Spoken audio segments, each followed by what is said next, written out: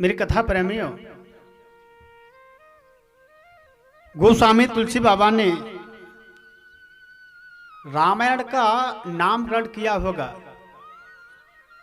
तो शायद ही हमारे ब्रज से प्रेरणा ली होगी, हमारे ब्रज से सीखा होगा, तब इस रामायण का नाम रामचरितमानस रखा होगा।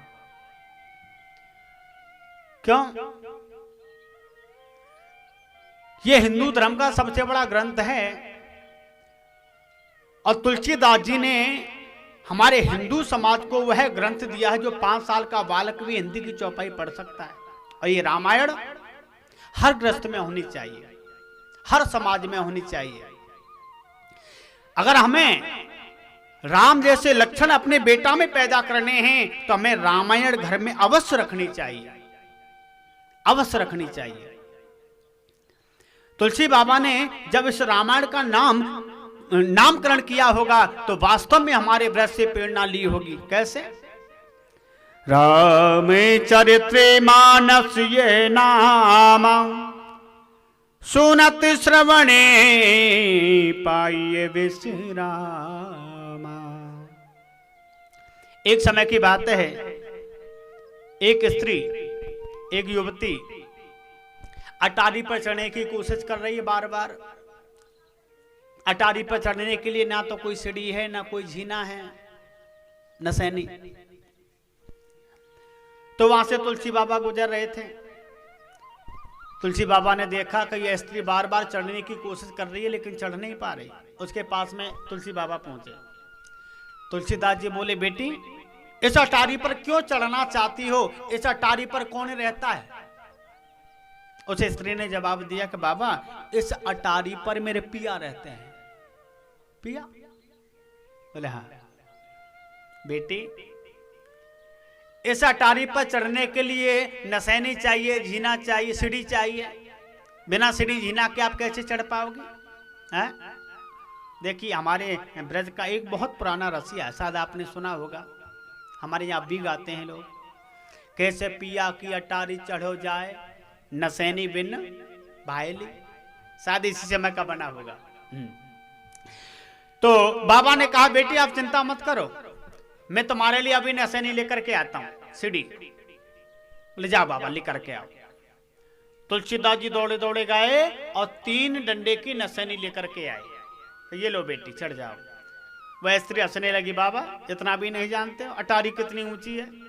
इस अटारी पर चढ़ने के लिए कम से कम 12 डंडे की नसैनी होनी चाहिए। 3 डंडे की नसैनी ले आए हैं? इतनी छोटी नसैनी है कि इस अटारी पर चढ़ जाऊंगी? बोला हाँ बेटी, ये 3 डंडे की नसैनी ऐसी है, आप इस अटारी पर चढ़ जाओगी। बोले क्या नाम है इस नसैनी का? बोले इस नसैनी का नाम है रामायण। क्या? बोले रामायण। और इसमें जो 3 डंडे लगे हुए हैं, राम चरित्र मानस, ये 3 डंडे लगे हुए हैं। आप जमीन पर नसैनी टेको, लगाओ नसैनी, तो रामचरित्र मानस है, मानस वाला डंडा नीचे हो गया, मानस वाला डंडा नीचे, चरित्र वाला डंडा बीच में और राम वाला डंडा ऊपर। सबसे पहले डंडे पर चढ़ो। बोले जिस मानस ने, हम तुम कौन है? हम तुम सब मानस हैं। जिस मानस ने, दूसरे डंडे पर चढ़ो। क्या नाम है इसका? बोले चरित्र। जिस मानस ने अपना चरित्र संभाल लिया। तीसरा डंडा कौन सा है? बोले राम। उसे राम मिल गया, मतलब उसे उसका पिया मिल गया। बोले जिस मानस ने अपना चरित्र संभाल लिया उसे उसका पिया मिल गया, यानी कि उसे उसका राम मिल गया। बोले इसीलिए इस रामायण का नाम है रामचरित्र मानस। इस रामचरित मानस में देखिए 7 कांड हैं। आप शायद कभी आपने रामायण पढ़ी होगी। 7 कांड ने 7 कांडों का अलग अलग भाव बताया है। बोले पहला कांड बोले बाल कांड, दूसरा अयोध्या कांड, तीसरा अरण्य कांड, चौथा किष्किंधा कांड, 5वां सुंदर कांड, 6वां लंका कांड और 7वां उत्तर कांड। सबके अलग अलग भाव लिखे। क्या भाव है? देखिए ये एक कल्प वृक्ष है। रामायण क्या है? रामायण है एक कल्प वृक्ष। और कल्प वृक्ष का सबसे पहले जो बाल कांड है, इस कल्प वृक्ष का बाल कांड है जड़। क्या बोले? जड़। सबसे पहले जड़ उत्पन्न होती है। कोई वृक्ष लगाएंगे तो सबसे पहले क्या उत्पन्न हो? बोले जड़। तो ये बाल कांड क्या है? बोले बाल कांड है इसका जड़। और इस कल्प वृक्ष का जो अयोध्या कांड है, यानी कि दूसरा कांड, क्या है? बोले तना। तना माने पीड़। इस कल्प वृक्ष का जो अयोध्या कांड है यह है तना, दूसरा। और इस कल्प वृक्ष का अरण्य कांड है शाखा। शाखा माने डालियां, तीसरा कांड अरण्य कांड। इस कल्प वृक्ष का जो चौथा कांड है ना, किष्किंधा कांड, इस कल्प वृक्ष का जो किष्किंधा कांड है वो है पत्ते, वृक्ष में जो पत्ते आते हैं। और पांचवा सुंदरकांड। इस कल्प वृक्ष का जो सुंदरकांड है यह है पुष्प। पुष्प पैदा हो गए था, पुष्प। और इस कल्प वृक्ष का जो लंका कांड है वो है फल, इस वृक्ष से निकला हुआ फल। और इस वृक्ष का जो सातवां यानी कि उत्तर कांड है, इस वृक्ष का जो फल है ना, फल का रस, स्वाद, ये 7 कांडों के भाव बताए। अच्छा, रामायण जी में ये 7 कांड ही क्यों लिखे? संतों ने अपना अपना भाव प्रकट किया है। बोले इस का भी कोई बहुत बड़ा उद्देश्य होगा।